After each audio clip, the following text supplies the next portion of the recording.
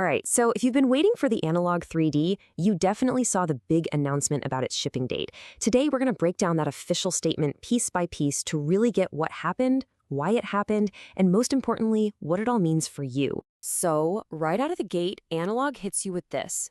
We know this sucks. I mean, you got to give it to them. There's no beating around the bush. No corporate speak, just straight up acknowledging how frustrating this whole thing is for everyone. It really sets the tone for everything else they have to say. And here's the headline, the tough part. The Analogue3D, yeah, it's been delayed. Again. And they're not even trying to hide that the timing is pretty terrible. They know everyone's been waiting patiently for months, and then this drops. And they keep that sane energy, saying, we feel it too. It's a really interesting choice of words, right? They're trying to say, hey, we're in this with you. We're disappointed too. It makes it feel less like a cold business move and more like, well, like a shared bummer for everybody involved. So that leads to the million-dollar question. Why? What's the reason? Well, their whole argument boils down to one thing. An obsessive, kind of relentless commitment to quality. That's their justification for making everyone hang on just a little bit longer. And to back up this idea of high standards, they throw out a pretty big number. 4. As in 4 years. They're saying this thing has been in obsessive development for that long. The message here is, look, this isn't a failure. This is just the very last step in a super long, committed process. And this is where you see the two sides of the story clear as day.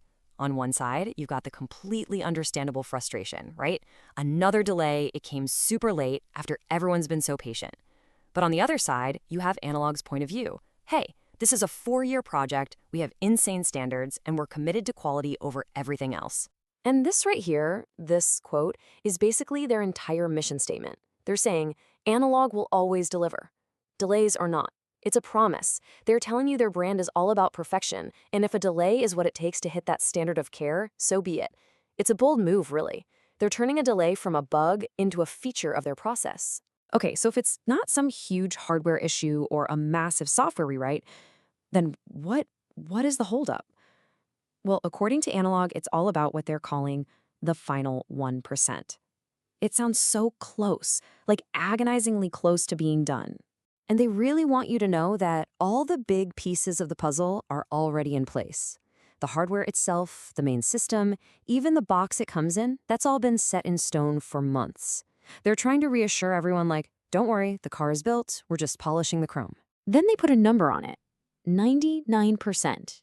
Just think about that for a second. 99% done.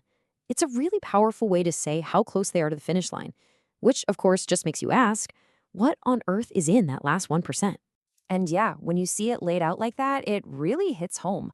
Almost everything is in the done pile. The entire team's focus, all their energy, is being poured into that tiny, tiny sliver that's left. All right, so here's the answer to what's in that last 1%. They say it's, and I'm quoting here, unexpected, uncommon issues in a negligible degree under esoteric circumstances. Okay, what does that even mean? Basically, they're saying these aren't big, obvious bugs. These are super rare, tiny problems that only show up in weird, very specific situations.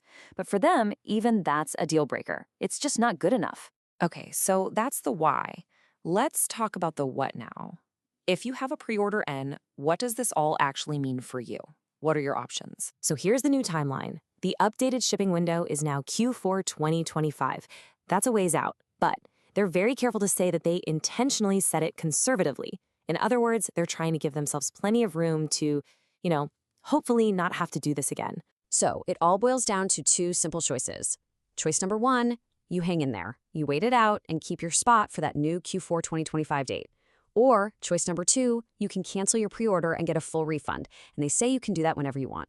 And if you do decide to go for the refund, they're making it sound pretty easy. You just head over to their support site, analogue.co/support.